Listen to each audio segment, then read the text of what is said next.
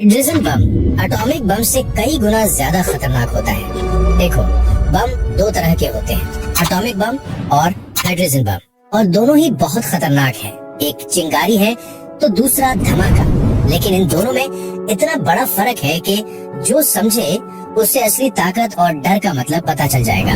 और अगर ध्यान से देखा जाए तो हमारा सूरज भी एक हाइड्रोजन बम जैसा ही है, लेकिन वो हमें जिंदगी दे रहा है और इंसान का बम मौत। एटॉमिक बम, जिसे हम परमाणु बम कहते हैं, वो काम करता है न्यूक्लियर फिशन पर। इसमें भारी न्यूक्लियस जैसे यूरेनियम या प्लूटोनियम को जब तोड़ा जाता है, जिससे बहुत ज्यादा एनर्जी निकलती है, और यहीं से शुरू होती है जे रॉबर्ट ओपेनहाइमर की कहानी। दूसरा विश्व युद्ध चल रहा था। अमेरिका ने शुरू किया मैनहट्टन प्रोजेक्ट, जिसे लीड कर रहे थे ओपेनहाइमर। और 1945 में हुआ पहला परमाणु परीक्षण, ट्रिनिटी टेस्ट, जिससे आसमान सूरज जैसा चमका था। 1945 में ही अमेरिका ने यही बम जापान के हिरोशिमा और नागासाकी पर गिराया। लाखों लोग मारे गए। और उस वक्त इस बम को बनाने वाले ओपेनहाइमर ने कहा, अब मैं मृत्यु बन गया हूँ, दुनिया का विनाशक।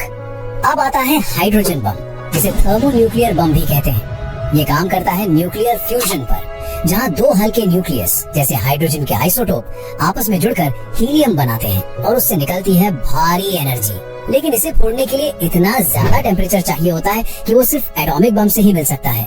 यानी हाइड्रोजन बम को फोड़ने के लिए पहले एटॉमिक बम फोड़ना पड़ता है। एक बम दूसरे बम की चिंगारी बनता है, और हाइड्रोजन बम को बनाया एडवर्ड टेलर ने। और हाँ, यही वो इंसान था जिसे डर था कि ट्रिनिटी टेस्ट से हवा में आग लग सकती है और पूरी पृथ्वी जल सकती है।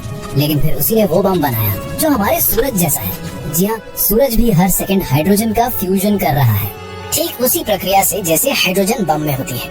लेकिन फर्क ये है कि सूरज में कोई ब्लास्ट नहीं होता, क्योंकि वहाँ वो ऊर्जा धीरे धीरे निकलती है। यानी सूरज एक कंट्रोल्ड फ्यूजन रिएक्टर है, जो हमें रोशनी देता है, गर्मी देता है, जिंदगी देता है। लेकिन इंसान ने वही फ्यूजन एक सेकंड में करने की कोशिश की, और वही बना हाइड्रोजन बम। हमने सूरज जैसी चीज को हथियार क्यों बना दिया? जिसे डर था कि इस बम से हवा में आग लग जाएगी, उसी ने अपने हाथों से पूरी धरती की हवा में आग लगा दी, हाइड्रोजन बम बना के। एटॉमिक बम ने इतिहास बदला, और हाइड्रोजन बम ने डर की परिभाषा ही बदली, और शायद अगली तकनीक पूरी मानवता को बदल दे। और अब ये सवाल आपके मन में आ गया होगा कि विज्ञान का काम क्या है? दुनिया को समझना या दुनिया को उजाड़ना? क्या विज्ञान ही दुनिया के अंत का कारण बनेगा? क्या विज्ञान हमें बचा रहा है या मिटा रहा है? इस बारे में आप क्या सोचते हो? हमें नीचे कमेंट में बताइए, और हमारे चैनल को जरूर सब्सक्राइब करें।